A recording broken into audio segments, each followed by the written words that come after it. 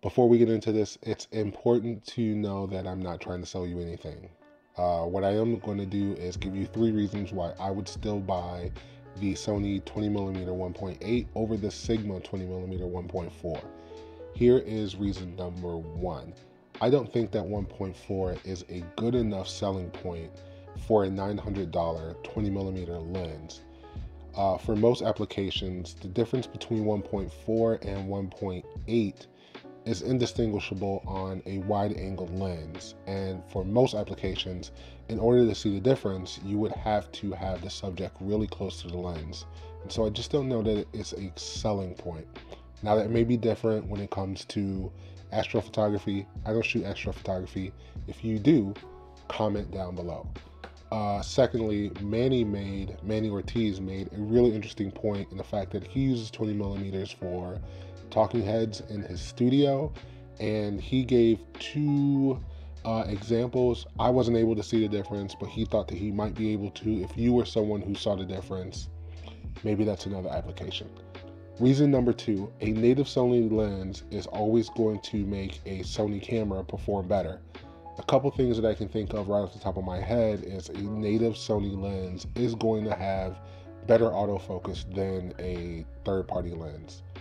I know a lot of people won't come out and say that, but I'm going to come out and say it. I understand that Sigma has really good autofocus. I'm not saying that. It probably has amazing autofocus. But the bottom line is that a native lens is going to have better autofocus just because it's a native lens. Secondary, Sony a7 IV has just come out with breathing compensation, focus breathing compensation, where you hold things up to the camera, you won't get the focus breathing.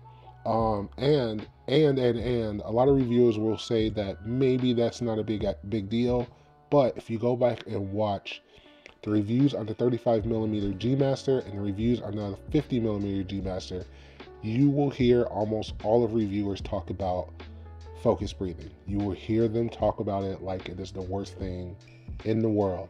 And so for people to say that this isn't a big deal, focus breathing compensation isn't a big deal, I would have to argue back that this is one of the benefits of having a native lens on a Sony body. And if you have, one of the higher end cameras, the A7, the A1, the A7S III, I think that that's going to come to those cameras in a firmware update soon, if it hasn't already. And then the last thing is just that, especially if you have an A1, right? The A1 came out and touted how it could shoot photos at 60 frames per second. Well, that only works with native lenses. And so if you're someone who has an A1, if you're someone who's thinking about it, those kind of things become really important with native lenses, and you give all of that up by going out and buying the Sigma lens. And then the third reason that I would still buy this 20mm 1.8 over the 1.4 is because the 1.8 is really compact, and you guys have heard me talk about this a lot. One of the reasons that I love the 20mm is because it keeps my system, my everyday carry, compact. And I think that that's really important. The Sony 1.8 weighs 373 grams. The Sigma weighs 640 grams, I think. But it's almost twice the weight, and it's almost the size of this 50mm 1.2. Now, for 50mm 1.2, this is compact, but for 20mm, you can see the size difference in these two lenses. And so that 20mm 1.4 by Sigma is a hefty boy.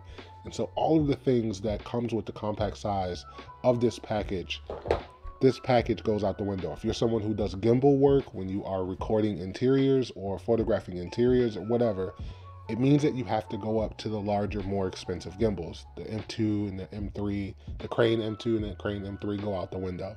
So those are my 3 reasons.